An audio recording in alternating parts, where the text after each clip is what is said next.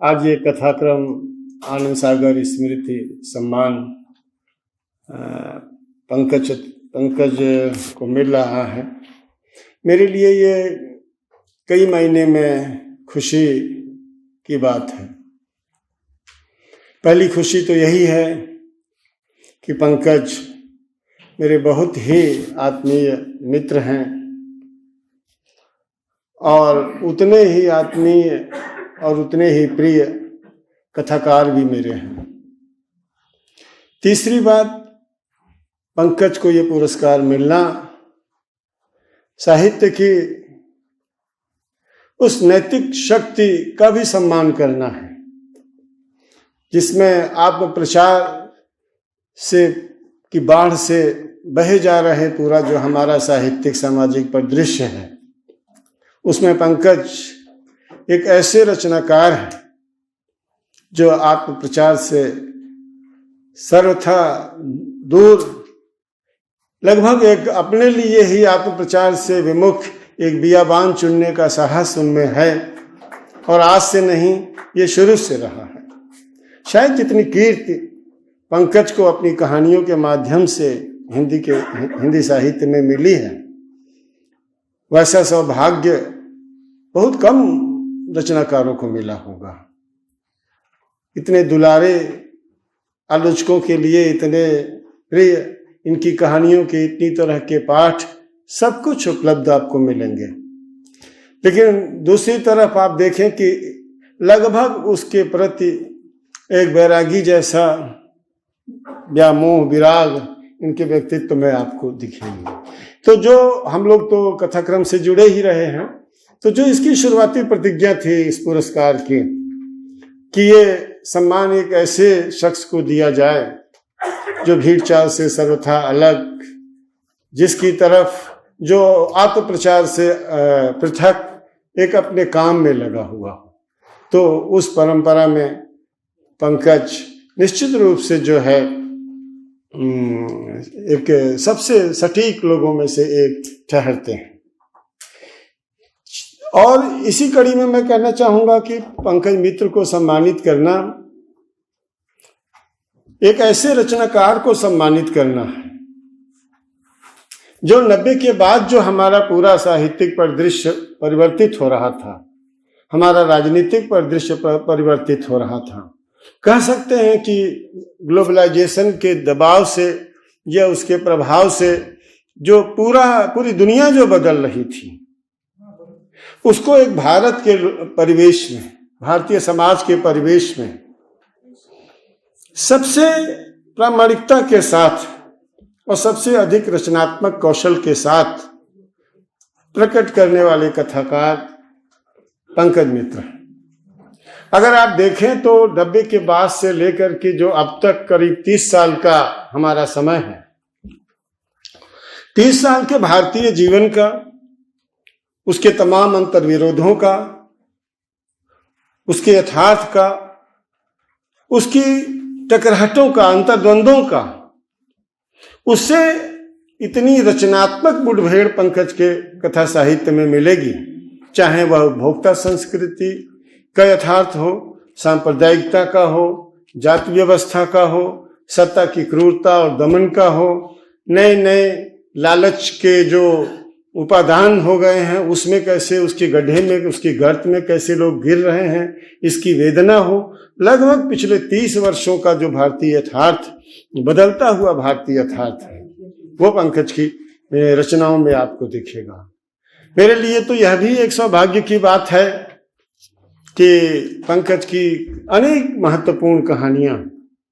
जिनको आप कह सकते हैं कि समकालीन कथा साहित्य की उपलब्धियां हैं, वो उसे प्रकाशित करने का सौभाग्य तद्भव को मिला। इनकी 4 कथा संग्रह हैं, 4 में से 3 कथा संग्रहों की शीर्षक रचना छापने का सौभाग्य तद्भव को मिला, जैसे क्विज मास्टर और अन्य कहानियां,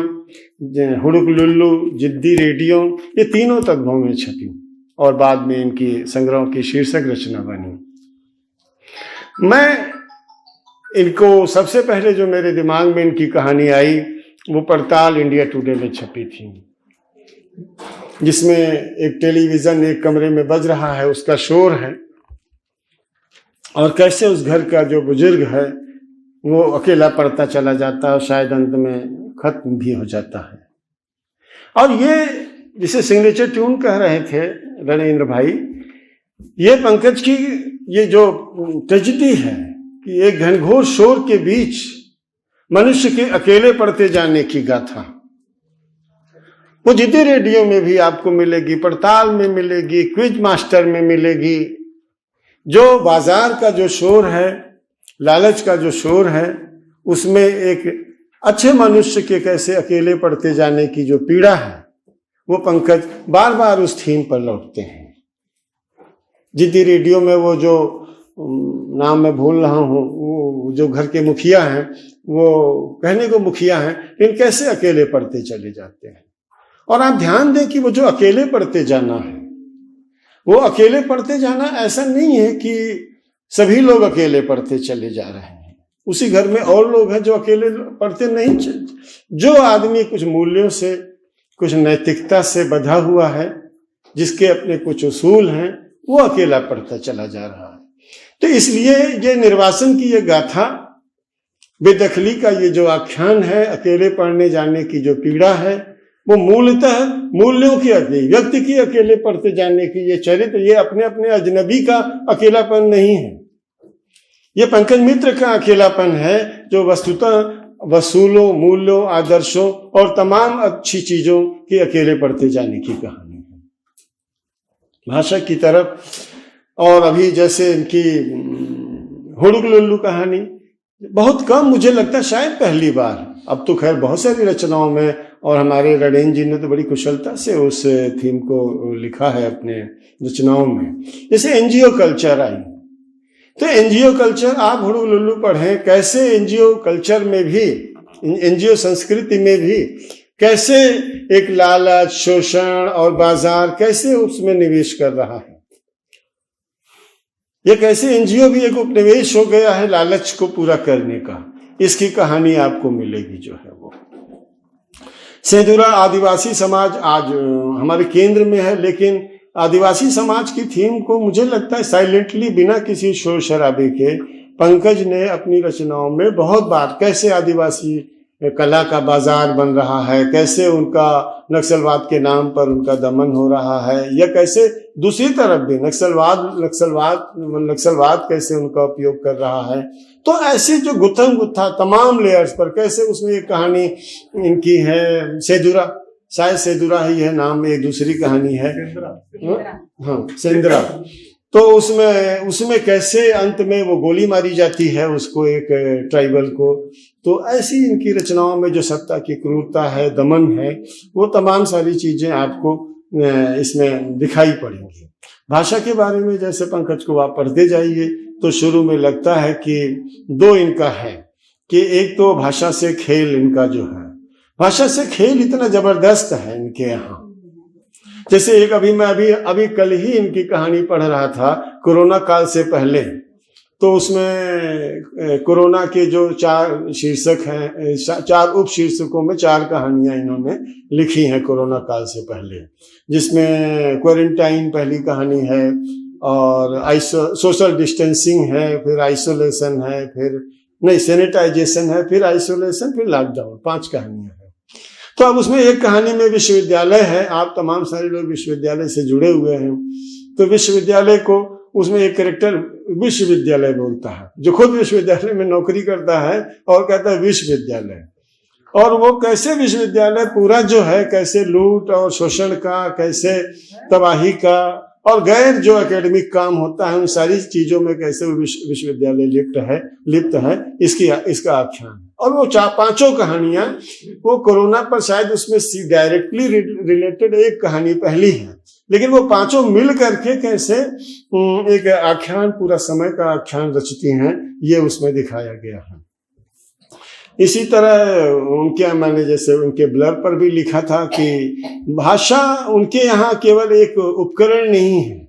भाषा खुद अपने आप में भी एक पाठ है, भाषा खुद अपने आप में एक टेक्स्ट बनता है यथार्थ का जो है वो। जैसे बहुत सारे लोगों के यहाँ यथार्थ को खोलने का उपक्रम है, एक टूल है, जिसे कहते हैं एक औजार है भाषा। पंकज के यहाँ भी औजार तो है भाषा,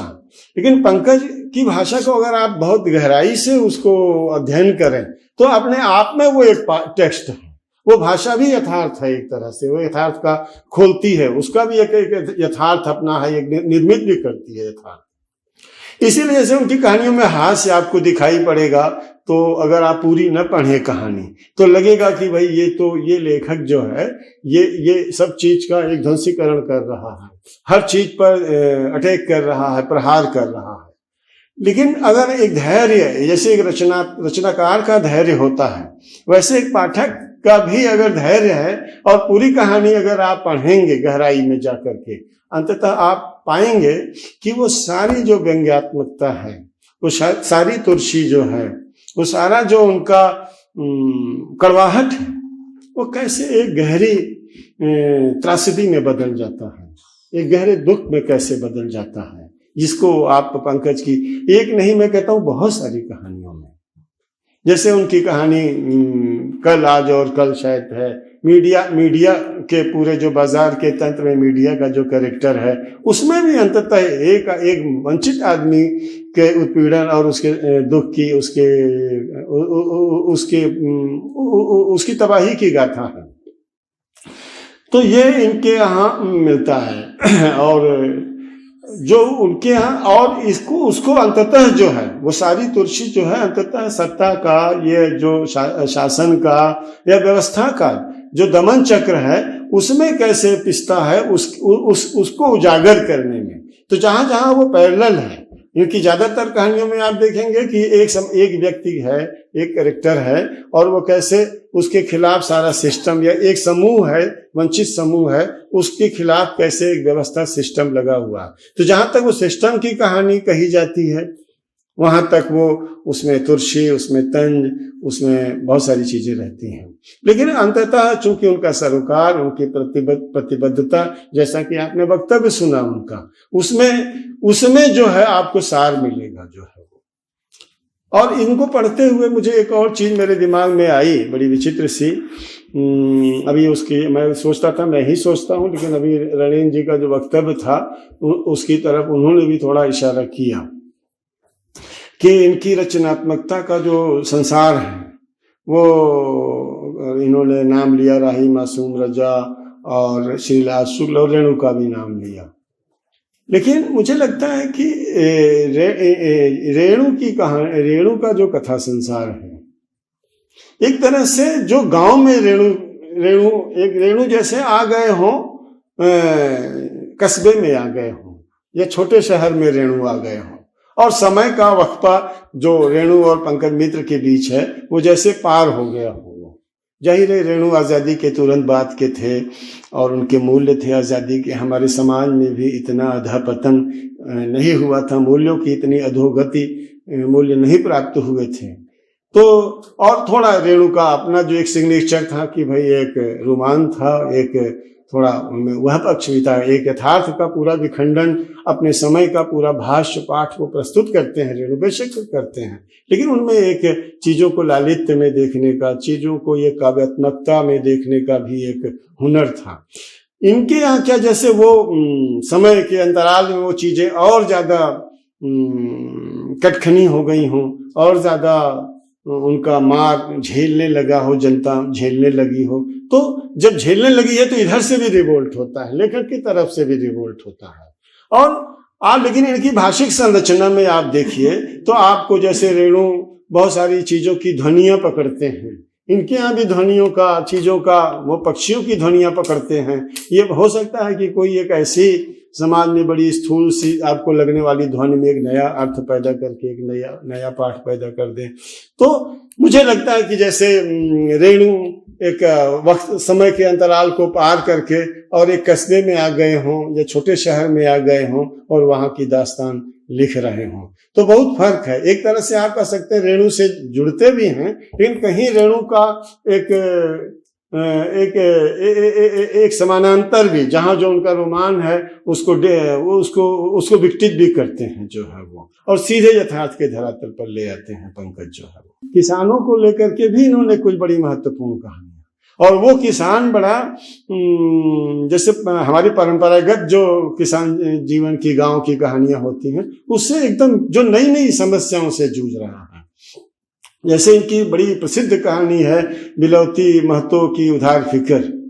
अब बीज में जैसे किसान भ्रमित, उसको भ्रमित किया गया कि भाई ये तो टमाटर के बीज मिलेंगे और उसमें आप ले लो, लोन ले लो और चला दो तो उपज होगी, आपको ये मिलेगा। और पूरे उस बाजार के दुष्चक्र में कैसे किसान की दुर्गति होती है, इसको सबसे पहले उठाने वाले कथाकार पंकज मित्र हैं। भूमि की समस्या हो, उसके अधिग्रहण की समस्या, बहुत सारी चीजों को पंकज ने उठाया है और हर फिक्र को धुएं में उड़ाता चला गया। सांप्रदायिकता पर केंद्रित इनकी कहानी है, और एक बड़ी मशहूर कहानी है। क्विज मास्टर से आप लोग परिचित ही हैं, तो एक नहीं पता नहीं कितनी कहानियां। और संक्षेप में कहूं तो मैं यही कहूंगा, 90 के बाद का जो पूरा, अगर आपको किसी एक लेखक के यहाँ हिंदी कहानी में 90 के बाद का यथार्थ समझना हो, चाहे इतिहासकारों को समझना हो, चाहे समाज वैज्ञानिकों को समझना हो, पाठकों को, लेखकों को, तो अगर कोई एक लेखक चुनना हो, मुझे लगता है कि उसके लिए सबसे समर्थ, सबसे सुयोग्य कहानीकार पंकज मित्र होंगे। शुक्रिया।